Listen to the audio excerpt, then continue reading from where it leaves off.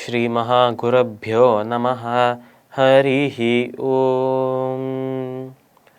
சதாசிவசமாரம்பாம் சங்கராச்சார்யமத்யமாம் அஸ்மதாச்சார்யபர்யந்தாம் வந்தே குருபரம்பராம்.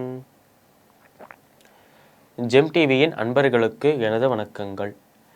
இன்றைய நாள் அனைவருக்கும் இனிய நாளாக அமைய எல்லாம் வல்ல இறைவனை வேண்டி இன்றைய மதமும் நம் மதமே நிகழ்ச்சிக்கு செல்வோம். இன்னைக்கு நம்ம ஸ்ரீமத் பகவத்கீதையிலேருந்து ஒரு ஸ்லோகத்தை விரிவான விளக்கத்துடன் பார்ப்போம். அஜோபி சன் அவ்யயாத்மா பூதானாம் ஈஸ்வரோபி சன் பிரகிருதிம் ஸ்வாமதிஷ்டாய சம்பவாம் ஆத்மமாயையா. இந்த ஸ்லோகம் ஸ்ரீமத் பகவத்கீதையில் 4வது அத்தியாயமான ஞான கர்ம சந்நியாச யோகத்தின் 6வது ஸ்லோகம். இந்த ஸ்லோகத்தில் நம்ம கிருஷ்ணர் அர்ஜுனனை பார்த்து சொல்றாராம், அர்ஜுனா, நான் பல பிறப்புகள் எடுத்திருக்கேன், நீயும் பல பிறப்புகள் எடுத்திருக்கிறாய். ஆனால் நான் எடுத்த அனைத்து பிறப்புகளையும் நான் ஞாபகம் வச்சிருக்கேன். ஆனால் உனக்கு அந்த அனைத்து பிறப்புகளும் ஞாபகம் இருக்கிறதில்லை. அதனால் இது ஏன் நடக்கிறது? ஏன் எனக்கு மட்டும் இந்த பிறப்புகள்லாம் ஞாபகம் இருக்கு, உனக்கு மட்டும் ஏன் இல்லை என்று அந்த ஒரு சந்தேகம் உனக்கு வரலாம் அர்ஜுனா. அந்த ஒரு சந்தேகத்தை தீர்க்கறதுக்காக நான் இப்போ இருக்கான ஒரு விளக்கத்தை அளிக்கிறேன். மேலும் நான் சொல்ல போறேன் அர்ஜுனா, இப்படி பல பிறப்புகள் நாம் எடுக்கிறோம். சரி, ஜீவாத்மாக்கள் அவர்கள் செய்த அந்த பாவங்களை தீர்க்கறதுக்காக பகவானை சென்று அடைவதற்காக பகவான் அவர்களுக்கு மறுபடி ஒரு மறுபிறப்பு தரார், ஒரு ஆப்பர்ச்சுனிட்டி, ஒரு வாய்ப்பு தரார். அதனால் பகவானை சென்று அடைவதற்காக நமக்கு கொடுக்கப்பட்ட ஒரு வாய்ப்பு தான், ஒரு ஆப்பர்ச்சுனிட்டி தான், வரம் தான் இந்த வாழ்க்கை என்பதை ஏற்கனவே நம்ம பார்த்துருக்கோம்.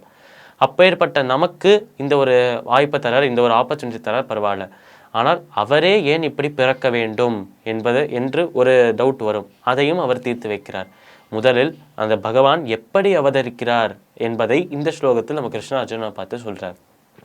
அப்போ நம்ம கிருஷ்ணர் அர்ஜுனனை பார்த்து கூறிய வார்த்தைகள், அஜோபி சன் அவ்யயாத்மா பூதானாம் ஈஸ்வரோபி சன்.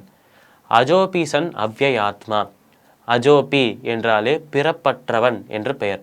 பகவானுக்கு, பெருமாளுக்கு பிறப்பே இல்லை, அவர் பிறக்கவே மாட்டேங்கிறார், அவருக்கு பிறப்பே இல்லை என்று இந்த ஸ்லோகத்தில் சொல்றார்.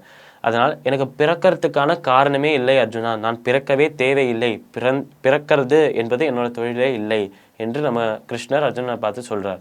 அஜோபி சன் அவ்யயாத்மா, இவருக்கு பிறப்பும் இல்லை, அழிவும் இல்லை என்று இந்த ஸ்லோகத்தில் சொல்றார். பகவானுக்கு அவர் பிறக்க மாட்டார், அழியவும் மாட்டார். இப்படி இருக்கும் பட்சத்திலும் அவருக்கு பிறப்பு தேவையில்லை, அவர் அழிய மாட்டார் என்கிற அந்த ஒரு பட்சத்திலும் அஜோபி சன் அவ்யயாத்மா பூதானாம் ஈஸ்வரோபி சன், அனைத்து பூதங்களுக்கும் அனைத்து உயிரினங்களுக்கும் தலைவனாக, அனைத்து பூதங்களுக்கும் இறைவனாக இருக்கிறார் பகவான் என்ற அந்த ஒரு காரணம் இருந்தாலும், அதன் பட்சத்திலும் இந்த மாதிரி பிறப்பே இல்லை என்றாலும் அழிவில்லை என்றாலும், பூதங்களுக்கு, இந்த உயிரினங்களுக்கு ஈஸ்வரனாக இருக்கிறான் என்றாலும், இவ்வளவு காரணங்கள் இருந்தாலும் இவர் பிறக்கவே வேண்டாம் என்று எல்லாருமே சொன்னாலும் இவர் அப்பொழுதும் பிறக்கிறார் நம்மளோட கிருஷ்ணர். அது ஏன் என்பதை அடுத்த ஸ்லோகத்தில் சொல்வார். ஆனால் எப்படி பிறக்கிறார் என்பதை இந்த ஸ்லோகத்தில் சொல்கிறார். பிரகிருதிம் ஸ்வாமதிஷ்டாய சம்பவாம் ஆத்மமாயையா. எப்பொழுதுமே பிரகிருதி என்று சொன்னாலே நம்மளோட நேச்சர், நம்மளோட குணம் என்று அர்த்தம்.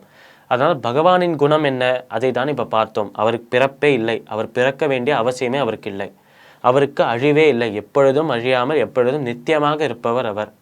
மீண்டும் அவர் அனைத்து உயிரினங்களுக்கும் தலைவனாக இருப்பவர், அனைத்து உயிரினங்களுக்கும் இறைவனாக இருப்பவர். இப்படி இருக்கும் தன்னுடைய குணங்களை மறைத்து கொண்டு, இப்பேற்பட்ட குணங்களை கவர் பண்ணிட்டு சம்பவாம் ஆத்மமாயையா, எப்பொழுதுமே நான் பிறந்து கொண்டே இருக்கிறேன் அர்ஜுனா என்று கிருஷ்ணர் அர்ஜுனனை பார்த்து சொல்றார். அதனால் பிறப்பு என்பது இவருக்கு தேவையில்லை என்றாலும், பகவானுக்கு பிறப்பு என்பது தேவையில்லை என்றாலும், அழிவே இல்லை என்றாலும், அனைத்து உயிரினங்களுக்கும் அவர் தலைவனாக இறைவனாக இருந்தாலும் அப்பொழுதும் இவர் பிறக்கிறார். எப்படி பிறக்கிறார்? தன்னுடைய உண்மையான குணங்களான இந்த குணங்களை மறைத்து கொண்டு ஒரு சாதாரண மனிதனாக பிறக்கிறார் என்று இந்த ஸ்லோகத்தில் நம்ம கிருஷ்ணர் அர்ஜுனனை பார்த்து சொல்றார். இப்படி பகவானுக்கு இந்த பிறப்பு என்பது தேவையே இல்லை, அவருக்கும் இந்த பிறப்புக்கும் சம்பந்தமே இல்லை. நமக்கெல்லாம் பிறப்பு கொடுக்கும் பகவானுக்கு பிறப்பே கிடையாது என்று சொன்னாலும் அப்பொழுதும் பகவான் ஏன் பிறக்கணும்? ஒருத்தருக்கு இந்த விஷயத்தை செய்யாதீர் என்று சொன்னால் சந்தோஷமாக சில பேர் ஏற்றுப்பார்.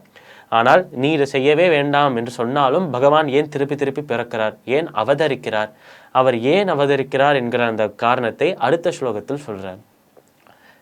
இந்த ஸ்லோகத்திற்குண்டான விளக்கம் இதுவே. மீண்டும் நாளை சந்திப்போம். நன்றி, வணக்கம்.